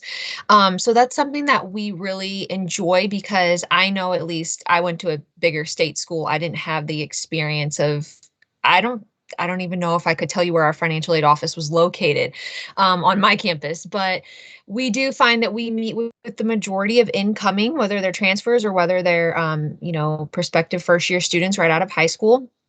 And we sit down with them, we meet with them, we kind of just lay out everything financial aid, and we kind of go over, what that's going to look like, obviously, monetarily for them and their unique situation, because I know when we talk financial aid generally, it can be very broad and it's so different for so many different students and FAFSA outcomes and, this and that. So scholarships and that sort of thing. So yeah, your student is in our hands well, I would say, as far as knowing what their financial aid is and what they're eligible for, because likely we will sit down with them and meet with them and kind of map out what that will look like with them for the upcoming years.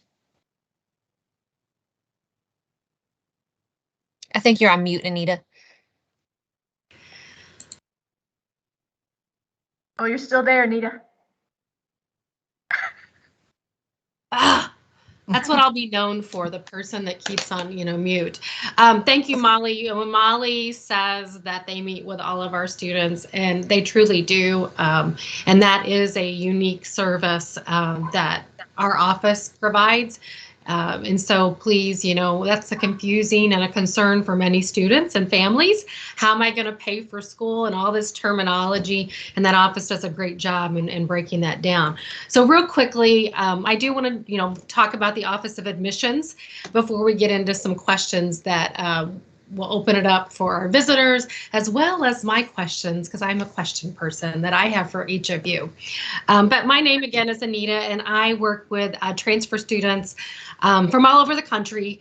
I have a passion for transfer students. I was a transfer student myself, and remember some of the challenges that come along with that process, and remember being that student that wanted to find her place at the university. And so what I help students do is more than just doing my job. It's about a personal commitment to those folks to make sure that they have an experience and it's smooth and it's seamless and all of those great things, which brings me to applying as a transfer student. The application is online. Applying for a first-time freshman student, same application, undergraduate online. It does not cost anything. Our application, in my opinion, is pretty simplified.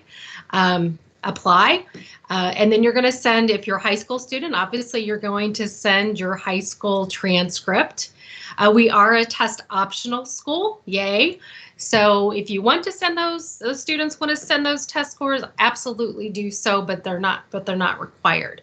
As a transfer student, they're going to need to, as you probably all know, send transcripts, and they can be official or unofficial from all schools that they've attended. So on occasion, some students will say, I just want to forget about everything I did, 5 years ago, which that's okay, but we still have to have that information. And then letters of recommendation are really important. And those recommendations can come from faculty, from one of you folks that's works within the school, coaches, and then sometimes a lot of my transfer students are working out in a healthcare setting, and so definitely I want to encourage them to provide, that type of recommendation. An optional piece is then an essay. Now, I say it's optional. I always encourage all of my transfer students to try to do a little bit of a personal statement.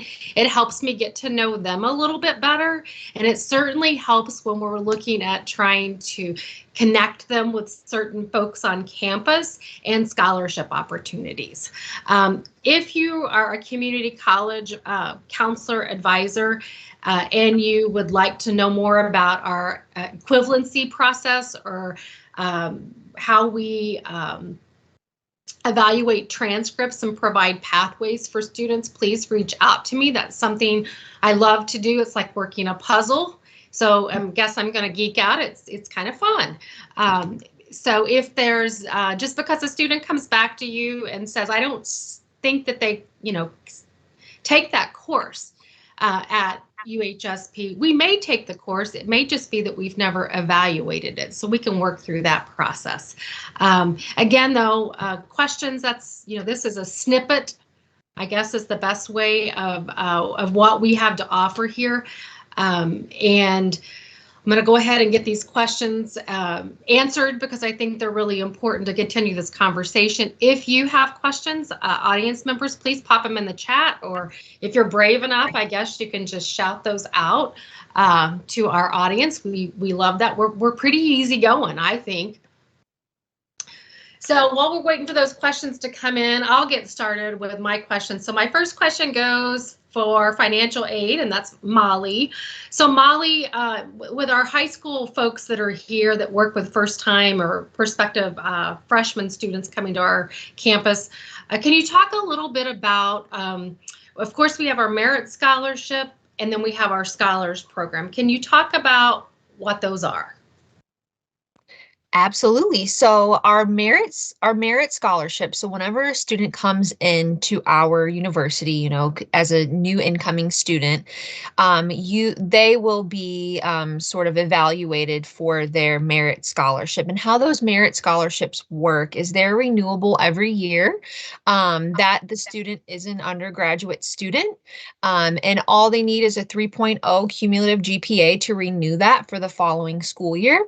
That scholarship is kind of like their locked in scholarship amount that's, theirs. And then of course, when they enter, if they do enter into our professional pharmacy program, there's certainly space for a merit scholarship there as well. It will be different from the scholarship they were awarded during their undergraduate years.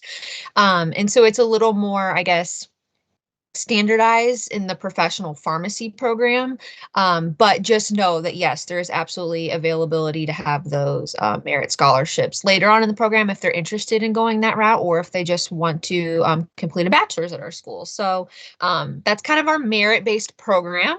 And then our Scholars Day program, it's actually really exciting. Every year we host a Scholars Day kind of and it's an interview day. So what happens is we have 4 scholars programs, the community service scholars, which I am actually the program advisor for. So it's a bunch of our students on campus that go out and do amazing community service work. But we meet every month. And we kind of just, kind of look for opportunities to serve in our community. That's the program I know most about, so I won't sit here and blab about it too much, but they're all amazing opportunities. They're all amazing programs. So that's the community service scholars. pretty self-explanatory. We focus on community service in the community. We have our Research Scholars. So our Research Scholars program is ran by Dr. Amy Reese. And so what those students do is they will be in the lab with a faculty member conducting research, which is amazing for our undergraduate students who really kind of want to find their way, you know, like what they're passionate about. And I know that we have a ton of students coming in that really want to conduct research and are super interested in that like science piece. And that is what that is for. Dr. Amy Reese is amazing. So yeah, that's another community service, our community service Research Scholars. Our third one is our music program. I'm not sure if Tristan is on here, but Tristan Frampton, he's our Music Scholars program lead. And so that is obviously a music program for our students who are interested in that. I know we are looking for, correct me if I'm wrong, ladies, a tuba player. I want to say we're looking for a tuba player. So we're always on the recruit for a tuba player. And then last but not least, we have our Founders Leaders Scholars. And those are our scholars who focus on leadership. So those 4 scholars programs, the students would apply in the early spring, winter. I know that I'm not sure exactly. I can get back with you on that, and it will be posted on our website when the date to open, when that application process is opening. So that will open sometime this winter. The day to apply by is February 1 if your students want to apply for our Scholars Day. And what the application process entails is typically they would write in a letter as to what, you know, program they were interested in, what they wanted to kind of, I guess, apply for. You know, are they interested in research? Are they interested in the community service piece? And they would write in a letter. They would complete a FAFSA, of course. That deadline that opening for next year is coming up really soon, October 1, as I'm sure a lot of you know. And then they would provide a letter to a recommendation from, you know, their high school teachers, guidance counselors, professors, anyone in their community. They'll give us a letter of recommendation. And then the last kind of piece is them attending the interview day. So the interview day typically takes place the first Friday of March, I want to say. They would come to campus, and I know like in the past year or two, we've done this virtually, of course, due to COVID, but I'm not sure exactly what we're going to do this year. It might be kind of like an in-person and virtual piece, depending on everyone's schedule and location and stuff like that. But they would typically come to campus for an interview day. And on that interview day, they would meet with great faculty members. They would interview with kind of like the committee of each program, depending on, of course, which program they were interested in and wanted to kind of apply for. And then after that interview day, a few weeks after, they are notified if they receive that scholarship and if they're a part of that scholars program.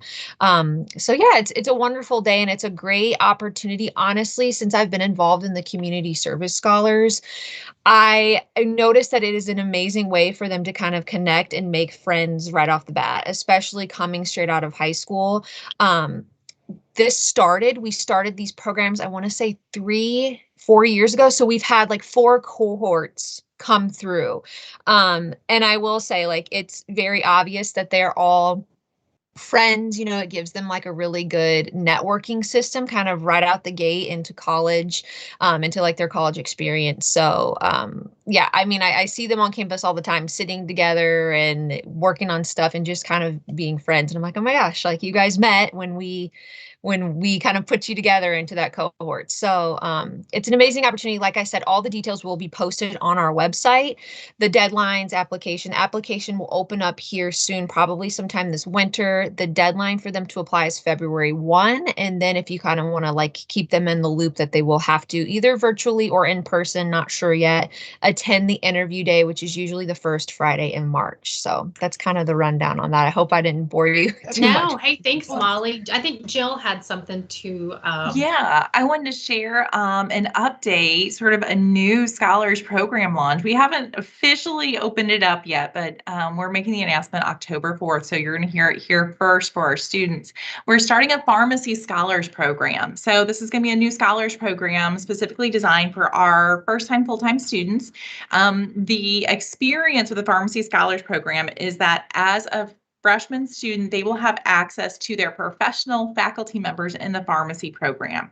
So it's a really cool opportunity. When you're looking at pharmacy programs and pharmacy schools, most people won't get to connect with their pharmacy faculty members until they're in that professional program.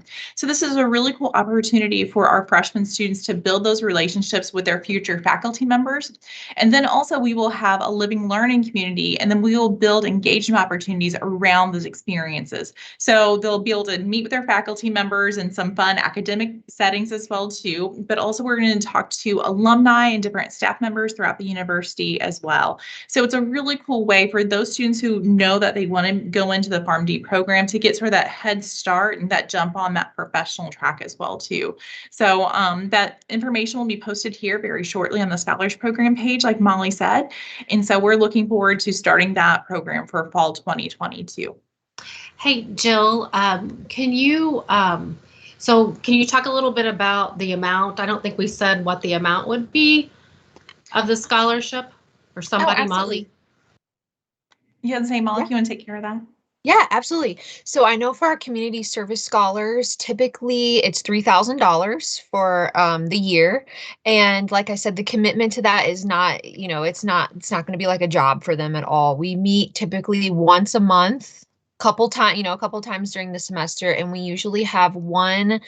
Granted, these last 2 years has really put a hinder on us due to COVID, but we usually do like one bigger service program in the fall where we go out into the community and serve for a few hours, and then also one in the spring. So it's, a couple meetings a semester, $3,000 scholarship.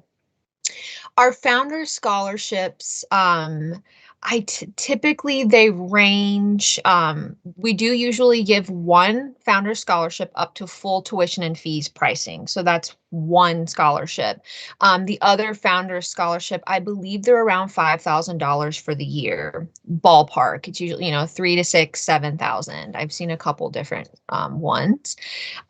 Music scholars, I believe, is also $3,000. And again, they would, with the caveat of being involved in the music program. That's kind of like what their responsibility is, I guess you could say. And then the research scholars, they're also $3,000 for the year. For the school year. And there are opportunities for research scholars specifically. I've talked to Dr. Reese about this. Typically, these programs are for incoming first-year students, but I know that she is really wanting to expand the Research Scholars Program, and so she's taking transfer students or kind of students who've already started with us, kind of like got the lay of the land, and then they want to join the program kind of later on when they get interested and they kind of see like where they're like where they fall in their science classes, like what they're interested in and where they want to conduct their research. So I know that Dr. Reese is kind of, taking on that and taking in other students as well. So that's just kind of like a heads up if they were interested in maybe joining later, or if that's something they kind of want to get their feet wet first and then go in. But yeah, it's typically $3,000, $5,000, $6,000 range for the year. And then we do have that one full tuition and fees scholarship that we give to one student out of the Founders Program. Did that help answer? Yes. Thanks, Molly. Thanks, Jill, for that update. Wow. It was live here, the announcement.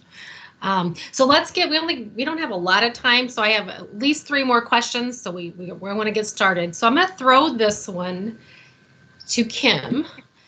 So Kim, can you, we have had a heavy morning. We've talked about a lot of sciencey stuff and a lot of programs, and heard some words maybe that if you're not a science person, that maybe what do students do for fun on our campus?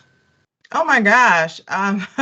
we have so many activities and clubs and organizations to where a student here could find their fit, from traditional clubs to non-traditional clubs like rock climbing, gaming. We have so many things, cultural clubs as well. And also just having an opportunity for students to engage not only with our faculty, but also with our staff in campus life as well. Students just drop by our offices just to say hello or to say, hey, we did a great job on our paper, and come to my office, Rebecca's office, and get candy and snacks and chips. And we really do act as like a nucleus for the students' support outside of the classroom, and having that opportunity to do so. Last night when I was leaving campus, the students were having a bonfire on top of the parking lot and making s'mores. I happened to drop in and I kind of crashed their bonfire party, but I don't know if it's a crash if they invited me to come over. So they're always doing something. And now, since we're starting to engage again, students are excited about being back in person and seeing their friends and making new friends and getting out there and joining new clubs and having new experiences in person. So there's a lot of excitement and activity going on campus to where anyone could find their place. And if they're having some trouble navigating what their place is, they can always come and see Rebecca, myself, or anybody else in student affairs, and we'll be happy to help them and work with them and kind of just embrace them as our own. So yeah, there's so many things to do. And then with athletics opening up and having in-person audience again, I like going to the games. I do. So there are a lot of different things that students can do to be engaged outside of the classroom. Absolutely. And I would add that we're, I think, in one of the coolest places of the city. If I was a student, I'd want to live here. Oh, yes. And they can go out and do adventures into St. Louis City itself. And I know I came from a small town, and many of the folks on this call probably the schools are in small towns. And I think coming to the city and expanding your horizons is one of the most important things you can do in college. And I think it's a great place to do that. But I also think it's a real safe little, kind of a little bubble in the middle of the city as well. I would send my kids here probably. Yeah, Rebecca, thinking about that, I was talking with my FOL students, that's freshman seminar class, you guys, and they were talking about how they are discovering new restaurants in the Central West End, which is kind of like our playground, really close to the university. So there's always something to do, whether on campus or even steps away from campus to keep the students engaged. So enjoy it. Yeah. Okay, Kim. Now I'm hungry. I'm thinking about food. So Jill Harder. So I have two questions for you. One is going to be really quick and easy. Some of our folks don't know what a eutectic is and what our mascot is. Okay. Eutectic is a term that's commonly used in pharmacy, and it describes the process of two solids coming together to form a unique, they call it a liquid, but it's really more of a lotion. It's a great metaphor of two different aspects of your student experience coming together to give you a really well-rounded experience. So you've got the academics, you've got athletics, and then you come up with something that's totally different. So our mascot's name is Mortimer McPestle, fondly known as Morty. Great costume, great name. We have been we've been on ESPN and other national sports organizations that call us unique or esoteric, but we love it because it makes us us. Thank you. That's great. That was a great, I'm glad that I get that question a lot from students.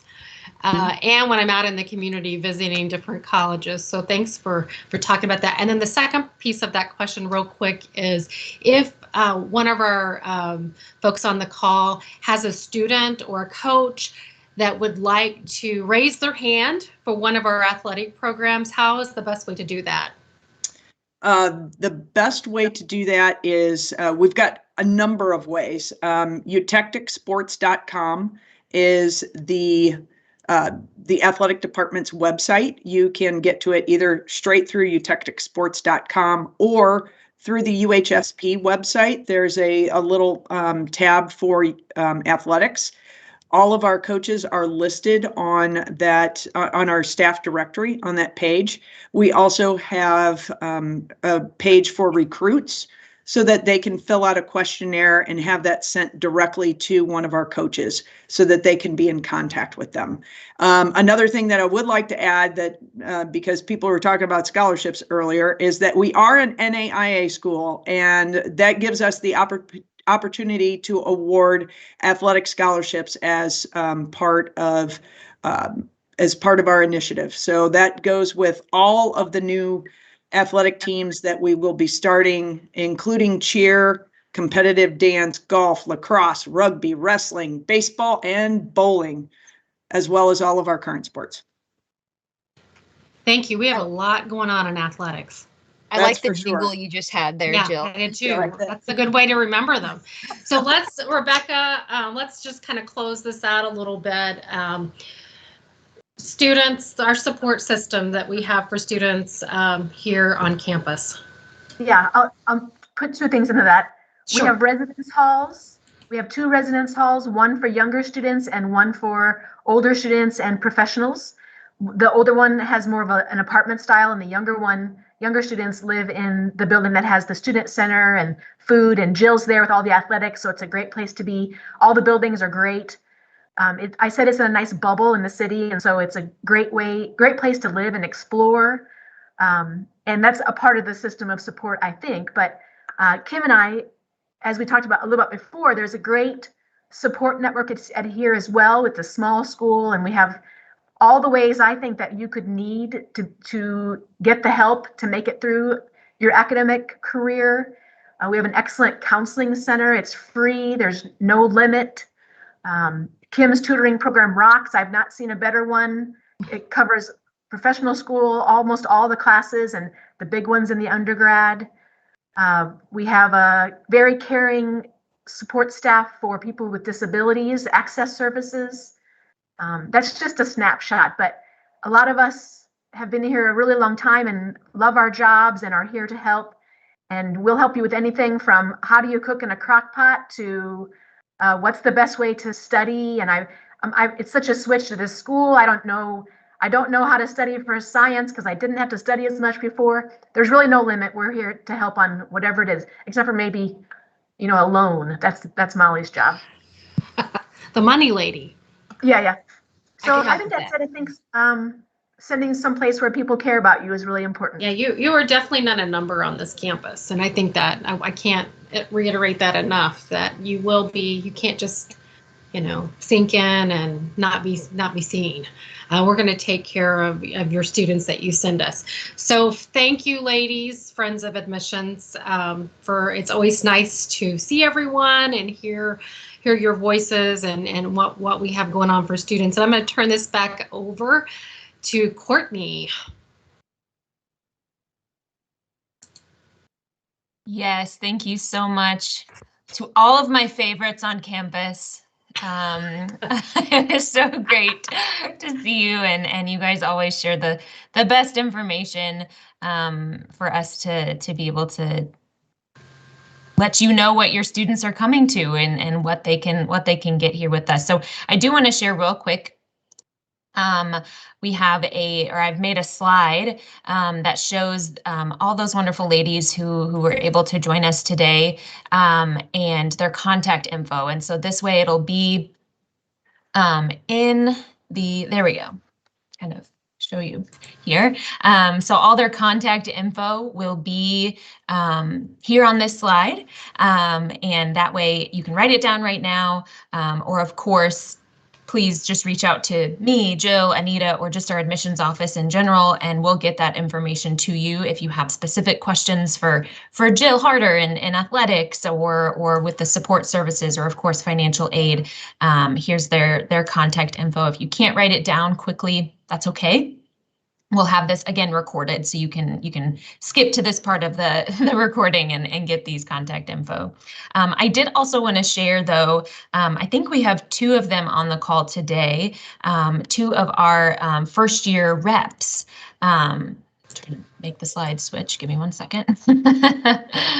Trying to get it to go to the next slide. There we go. So we have 3, these are our 3 first year admissions representatives, Sarah, Brianne, and Walter. And they each take over different parts of the country. And Sarah is focused on the Chicagoland area, kind of northern Illinois, and she also has California, some other northern states as well. Brianne is our Southern Illinois gal. She's from Southern Illinois and covers some of our like Indiana, those states. And then our guy, Walter, holding it down. He is Missouri. The whole state of Missouri, including St. Louis, and he's got some other southern states, including Texas. I know we've got some Texas folks registered today, and we're so happy to have you with us. So just wanted you to see their faces and let you know that they're out and about. They're out visiting you all, and they're ready to come see you, if not for a visit, just to drop new material off to you so you have it. So definitely, reach out to us and let us know if you want to schedule, a specific visit, and we will get that set up with you. Hey, Courtney. Yes. One question or one thing we need to talk about, please, is what's coming up. Yes. On October 16th. Yes, this is something I am very excited about as I am planning it. I don't know if I want to say that because hopefully it goes well, but we are having back in person for our preview day this fall on Saturday, October 16th. Registration starts about 8:45, but the event will start at 9, go until about 2. So share that info with your students. They should be getting some emails if they're already in contact with us. They should be getting information about that. We do have some exciting scholarship giveaways that day if they get registered and are there in person that day. So we have that coming up again, October 16th, Saturday, from about 9 to 2. So we're so excited to have that back in person, welcome you all back to campus and give you some of these topics that we discussed today, expand on those even more, get to meet even more of our student affairs staff and our faculty and students. We'll have students, our student ambassadors will be there, and that's always really helpful, especially for incoming first years and their families, or even if you have juniors and sophomores there, we want them here too for that day, because the earlier they get a look at what opportunities and what schools are out there and what they like, the better. So we invite them to come as well. So if you want to share that info with them, we can send you information on our follow-up email for this event about where they can go to register. That way you have that quick access link as well. And if they aren't able to make it in person on the 16th of October, that's okay. We get some people are still social distancing and keeping their and not super comfortable coming in person yet, and that's totally fine. We will be wearing masks and keeping socially distant as much as we can on that day. However, we will have a virtual opportunity, a virtual preview day on November 4th.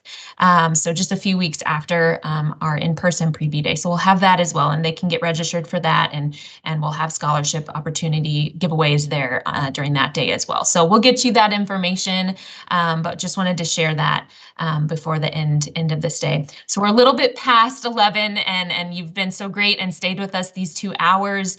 And thank you so much. We hope you learned a lot about all the great changes that are happening, but still all the wonderful things that have stayed the same as well. And what we, the underlying purpose is just to help these students have a great experience in college and become a great human and hopefully be a a healthcare provider that has empathy and cares for their patients in a really unique and special way. And that's what we do here. And so I hope you got a good snapshot of that. And we can't wait to see you in person again sometime soon. Our reps will be out and about, like I've said 1,000 times before already today, but we're ready to see you guys and chat with you and have more conversations with you and your students. So thank you all so much.